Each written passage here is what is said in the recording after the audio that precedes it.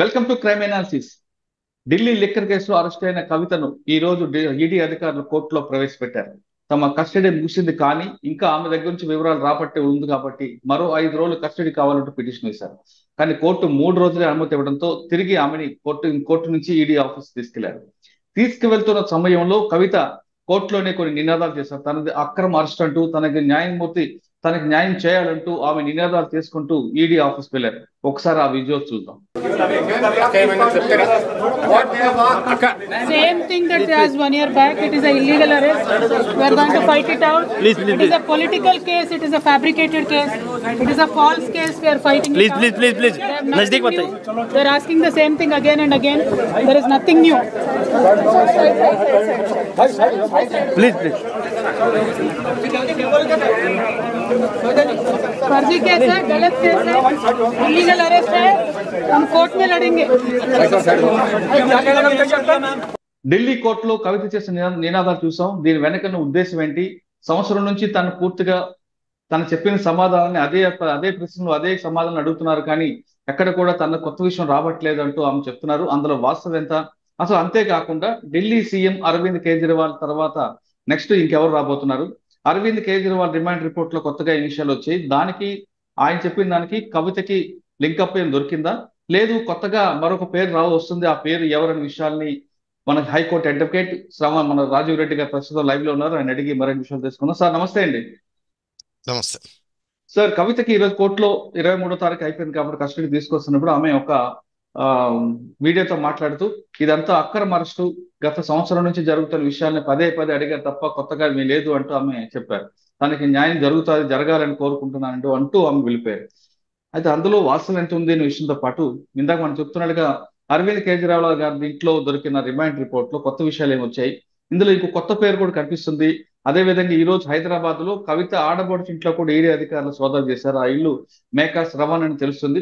ఆయనకి ఈ కేసుకి లింక్ ఏంటి విషయం మీ దీంట్లో బయటపడింది. ఈ ఎక్స్ప్లెనేషన్ ఇవ్వాలంటే కేసు కొంచెం మనం వెనక్కి వెళ్ళాలి. ఈ కేసు పైన కొద్దిగా క్లారిటీ రావాలి. ఈ కేసు ఏంటిదంటే ఢిల్లీ లిక్కర్ పాలసీలో అవకతవకలు జరిగాయి, దాని ద్వారా ప్రభుత్వానికి నష్టం జరిగింది, కొంతమంది ప్రైవేట్ వ్యక్తులకు లాభం జరిగింది అని. దీంట్లో 2 కేసులు అండి బుక్ అయినాయి.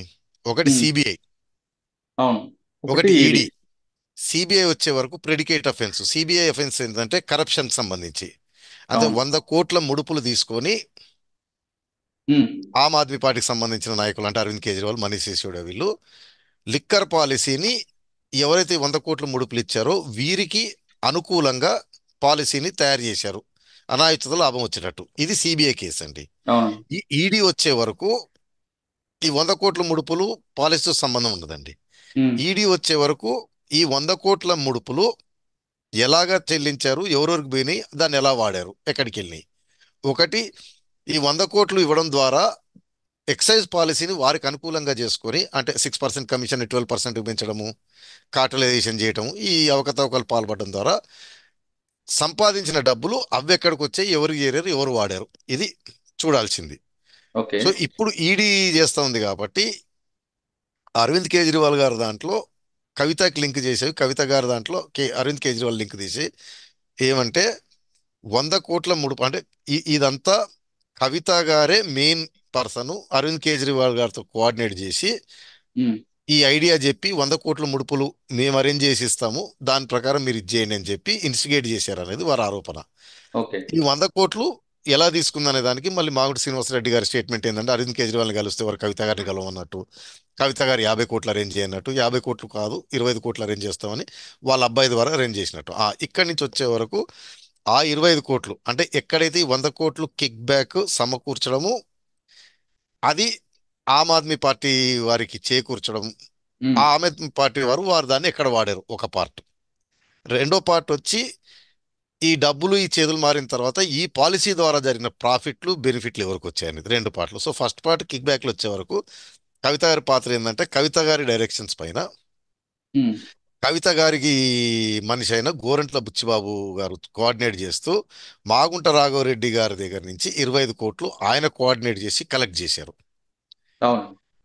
ఆయనతో పాటు అభిషేక్ బోయన్పల్లి అని చెప్పి అతను కూడా కవిత గారు రిప్రజెంటేటివ్. వీరిద్దరు వాటిని కలెక్ట్ చేసి వీటిని వీరు అందజేశారు. ఈ అందజేసిన తర్వాత కొద్దిగా అమౌంట్ ఏమో ఈ ఇండో స్పిరిట్స్ నుంచి గౌతమ్ ముత్తాకు సంబంధించిన అకౌంట్లు, ఆయన కంపెనీకి సంబంధించిన అకౌంట్లలో పడ్డం. కొద్దిగా అమౌంట్లు ఆ సంస్థలకు చెందిన ఒక పర్సన్, ఈ అభిషేక్ బోయిన్పల్లి కవిత గారికి సో కాల్డ్ అసోసియేట్ పిఏను ఢిల్లీలో అశోక్ కౌశిక్ అనే వ్యక్తి, ఈ ముగ్గురు ఆ డబ్బులు తీసుకొని కొంతమంది హవాలా ట్రేడర్స్కి అందించారు. దాంట్లో ఓకే. విజయ్ నాయర్ అందరూ పాత్ర ఉంది. విజయ్ నాయర్, అమన్దీప్ రామచంద్ర. ధాలి ఎవరు, ఆ, అభిషేక్ బోయన్పల్లి, ఈ ముత్తా గౌతమ్ సంస్థలకు సంబంధించిన ఒక వ్యక్తి. ఈ అవును. అందజేసిన డబ్బులు ఢిల్లీ నుంచి హవాలా మార్గంలో ముంబై, ముంబై నుంచి హవాలా మార్గంలో గోవా. అవునండి. వాటిపైన ఐటీ అధికారులు, ఏడీ అధికారులు కూడా దాడి చేసి ఆ హవాలా ట్రేడర్లందరి దగ్గర నుంచి సంబంధిత డాక్యుమెంట్లు, స్టేట్మెంట్లు రికార్డు చేసి తీసుకున్నారు. అవును. వాటిలలో స్పష్టంగా ఈ డబ్బులు అభిషేక్ బోయిన్పల్లి, ఈ ముత్తా గౌతమ్ సంబంధించిన ఒక అసోసియేటు అతను కౌశిక్ అనే వ్యక్తికి నుంచి ఉమ్, ఢిల్లీలో కొంతమంది హవాలా ట్రేడర్ చేయడం, ఆ ఢిల్లీ నుంచి ముంబై, ముంబై నుంచి గోవాకు చేరి ఆపు గోవా ఎలక్షన్లలో ఖర్చు పెట్టింది ఆ డబ్బు. అవును. ఆ వెండర్స్ ఎవరెవరుతున్నారు పేమెంట్లు వాళ్ళ దగ్గర నుంచి కూడా కొన్ని వాట్సాప్ చాట్లు, మెసేజ్లు, డాక్యుమెంట్లు సీజ్ చేసుకున్నారు. అంటే పేమెంట్లు కొన్ని క్యాష్ రూపంలో ఇచ్చారనమాట ఈ హవాలా డబ్బే. సో ఉమ్, కవిత గారి పాత్ర ఏంటంటే ఈ 100 కోట్లను మొబిలైజ్ చేయటం ఆ ఉమ్, పార్టీకి, ఉమ్. దాన్ని కవిత గారి అసోసియేట్స్ ద్వారా హవాలా ట్రేడర్స్కి రావడము, అది హవాలా రూపంలో గోవాకు చేరి ఖర్చు పెట్టారు ఒక పార్ట్. అవును. అంటే మనీ ఇప్పుడు లాండరింగ్ వచ్చింది. అరవింద్ చెప్పండి. కేజ్రీవాల్ రిమైండ్ రిపోర్ట్ ఏమొచ్చిందంటారు? అదే వచ్చిందంటారా? కొత్త ఇదే విషయాలు వచ్చింది, బయటకు? ఇదే వచ్చింది. ఆహా. ఈ డబ్బుని మళ్ళీ వాళ్ళు రివర్స్ ట్రాకింగ్ చేశారు ఈడీ వాళ్ళు. ఓకే. అంటే వాళ్ళు ఎట్లా స్టార్ట్ చేశారంటే గోవాలో ఉమ్, ఎలక్షన్లకి కొంతమంది క్యాండిడేట్ల దగ్గర స్టేట్మెంట్లు తీసుకున్నారు. ఆప్ ఉమ్, క్యాండిడేట్లు వారు కూడా మా పార్టీ తరఫు నుంచి ఇంత డబ్బు వచ్చిందని, తర్వాత పబ్లిసిటీకి, అడ్వర్టైజ్మెంట్కి, వాటికి పనిచేసిన సంస్థలు, వ్యక్తుల నుంచి స్టేట్మెంట్ తీసుకున్నారు. వాళ్ళు కూడా ఓ- క్యాష్ రూపంలో వచ్చిన డబ్బు అని చెప్పారు. Plus okay. ఎస్ఎంఎస్ చాట్లు, వాట్సాప్ చాట్లు, అంటే ఆపు నాయకుల నుంచి ఈ వెండర్స్కి ఉమ్, పార్ట్ క్యాష్లో ఇస్తాం, పార్ట్ ఇది ఇస్తామని. ఉమ్, ఆ క్యాష్ ఎక్కడి నుంచి వచ్చిందంటే పలానా దగ్గర కలెక్ట్ చేసాము. ఆ పలానా ఉమ్. వాళ్ళని ఇంట్రాగేట్ చేసి వాళ్ళ డాక్యుమెంట్స్ అవన్నీ సీజ్ చేస్తే అవి మాకు పలానా హవాలా ట్రేడర్ దగ్గర నుంచి వచ్చినాయి. హవాలా ట్రేడర్ ట్రేస్ చేసుకుంటూ బ్యాక్ ఢిల్లీ వరకు. ఉమ్. ఢిల్లీలో హవాలా ట్రేడర్స్కి అసలు డబ్బు ఎక్కడి నుంచి వచ్చిందంటే ఈ మాగుంట రాఘవరెడ్డి వీళ్ళు చెప్పిన స్టేట్మెంట్ల ప్రకారము చెన్నైలో డెలివరీ చేసినాయి, ఆ చెన్నై నుంచి ఢిల్లీకి చేరినాయి. అవును. ఢిల్- ఆ, ఢిల్లీలో ఈ అభిషేక్ బోయన్పల్లి, ఆ ముత్తా గౌతమ్ సంబంధించిన ఆ సంస్థకు సంబంధించిన ఒక వ్యక్తి ఉమ్, విజయ్ నాయరు, అమన్దీప్ దాల్ పేరు నాకు గుర్తు రావట్లేదు, వీరు ఉమ్. కోఆర్డినేట్ చేసి ఆ డబ్బులు కలెక్ట్ చేసుకొని ఈ హవాలా ట్రేడర్స్ కండిచ్చినట్టు వాళ్ళ ఆధారాలు సేకరించారు. ఓకే. అంటే ఈ కంటెంట్ అంతా కూడా అరవింద్ కేజ్రీవాల్ దీంట్లో వచ్చింది, అరవింద్ రిమైండ్ కేజ్రీవాల్ రిపోర్ట్. దాంట్లో వచ్చింది. ఇప్పుడు అరవింద్ కేజ్రీవాల్ పాత్ర ఎక్కడ తీసుకొస్తున్నారంటే ఇదేమో కవిత గారి పాత్ర, 100 కోట్లు సమకూర్చడం ఆమ్ ఆద్మీ పార్టీకి లంచం రూపేణా. ఆ సమకూర్చిన ఫస్ట్ సమకూర్చడం, ప్రొక్యూర్ చేయడం త్రూ మాగుంట రాఘవ వీళ్ళందరి ద్వారా ఈ డబ్బుని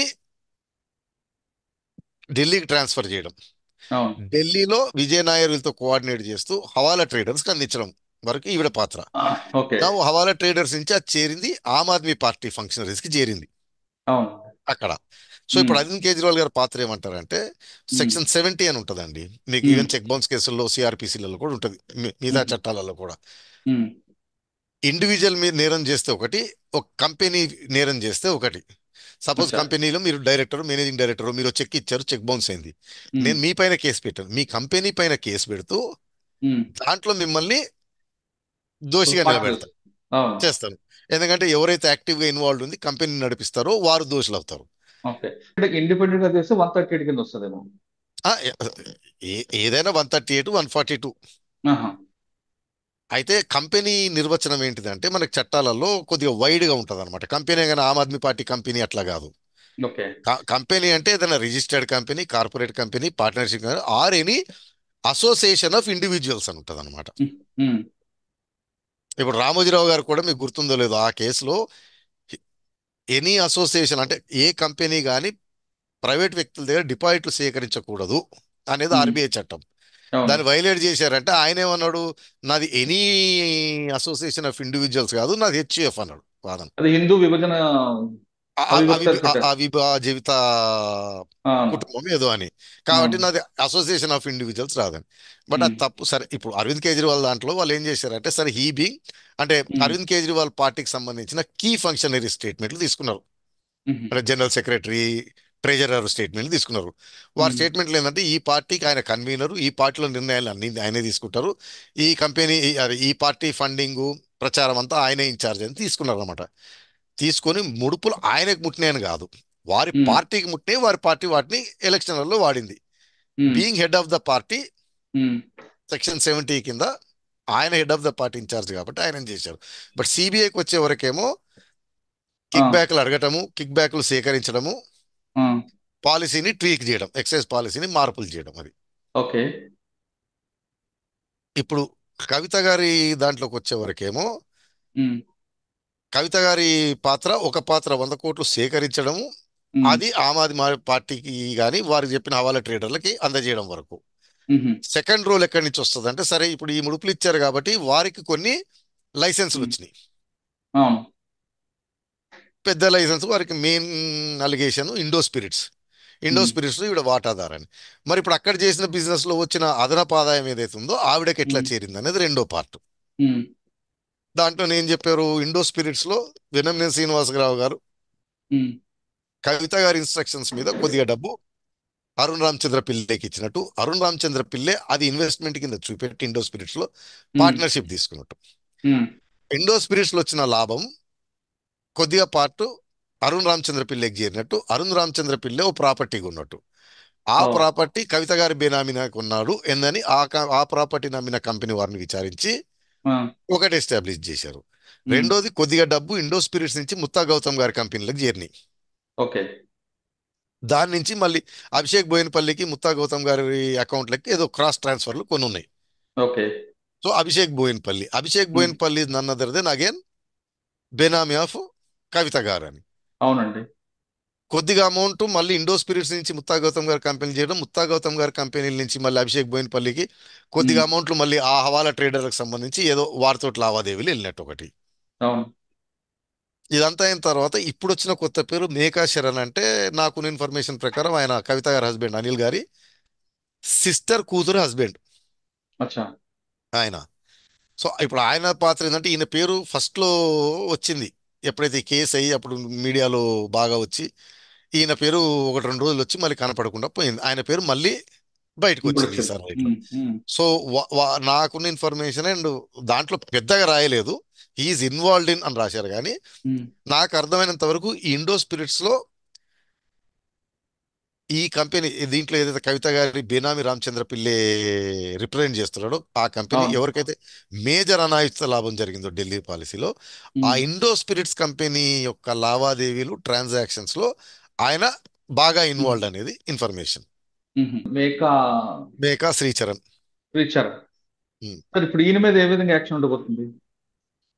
ఇప్పుడు ఏదో రైళ్లు ఉమ్, జరుగుతున్నాయి కదండి, రైళ్లు జరిగి ఆ, మెటీరియల్ సీజ్ చేస్తారు, ఆయనను ఆ, కూడా తీసుకెళ్తారు, ఆహా. తీసుకెళ్ళి ఆయన కూడా ఇంట్రాగేట్ చేస్తారు. ఇప్పుడు అంటే కవిత గారి మీద వచ్చే వరకు ఇంకోటి, ఇప్పుడు ఈ సీజ్ చేసిన ఫోన్ లో కూడా ఏదో ఫార్మాట్ చేశారు, డిలీట్ చేశారు. ఉమ్, ప్రాబ్లం వల్ల ఎక్కడ రేజ్ అవుతుందంటే అండి, ఈ కేసు లైట్ లోకి వచ్చిన తర్వాత, ఓకే. ఈ కేసు ఎఫ్ఐఆర్ రిజిస్టర్ అయిన తర్వాత, ఉమ్, ఈ కేసులో సమ్మన్స్ అందిన తర్వాత ఈ ఫార్మాటింగ్ డిలీటింగ్ జరిగాయి.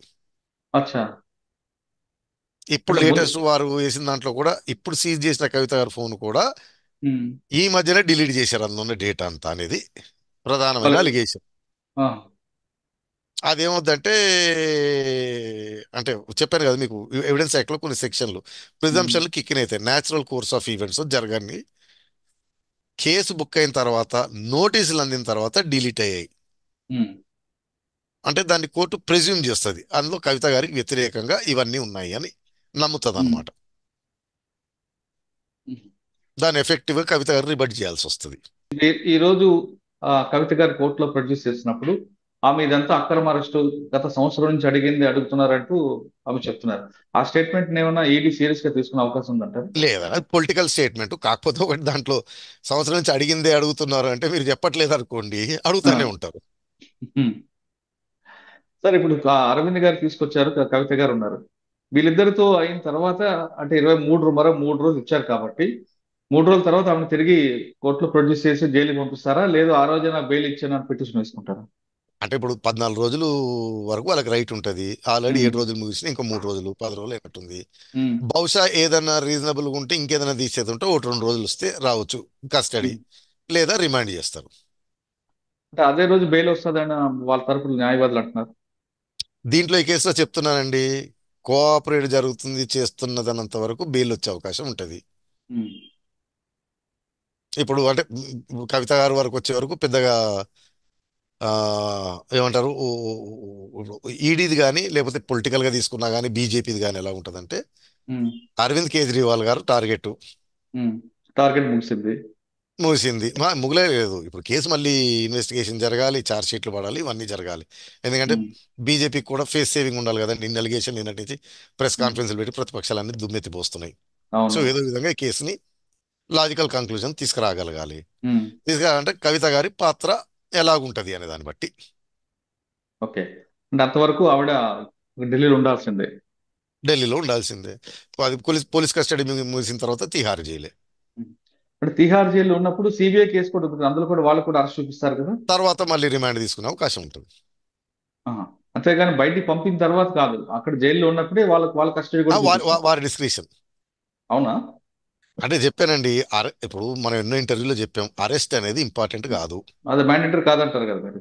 ఆ తర్వాత మన దేశంలో ప్రాబ్లం అంతా అదే, అరెస్ట్ల పైన సంతోషపడటం, అరెస్ట్ల పైన చర్చ చేయడం, అరెస్ట్ల పైన తర్వాత కేసులు ఎటు పోతుంటే తెలియదు మనకి. ఉమ్, అరెస్ట్లు ఎప్పుడు అంటే, ఇప్పుడు ఈ కేసు ఉందనుకోండి, ఉమ్, కవిత గారు డిలీట్ చేశారు, ఫార్మాట్ చేశారు, ఉమ్, ఎవిడెన్స్ మాయం చేస్తున్నారు, విట్నెస్ అని ఇన్ఫ్లుయెన్స్ చేస్తున్నారు, అరుణ్ రామచంద్ర పిల్లే తన స్టాండ్ మారుస్తా ఉన్నాడు, ఇవి అవాయిడ్ చేయడం కోసం మాత్రమే అరెస్ట్. ఉమ్.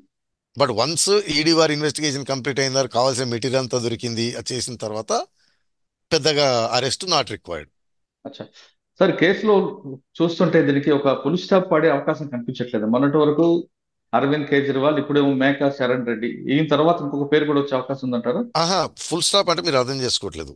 ఉమ్, మెయిన్ కింగ్ పిన్స్ అని వారు మెన్షన్ చేస్తున్న డాక్యుమెంట్లో మెయిన్ పర్సన్స్ కవిత గారు, అరవింద్ కేజ్రీవాల్ గారు.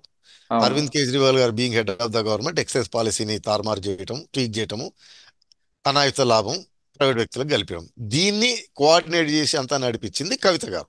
ఉమ్, సో ఇప్పుడు మేకా శరణ్ గాని ఇంకేమైనా పేర్లు వచ్చినా ఇన్సిడెంటల్ అనమాట, అంటే వీరిద్దరికి సంబంధించి వీరిద్దరి పైన మరింత ఆధారాలు సేకరించే. Okay, okay. అంతేగాని కొత్తగా కాదు. లేదు. ఓకే.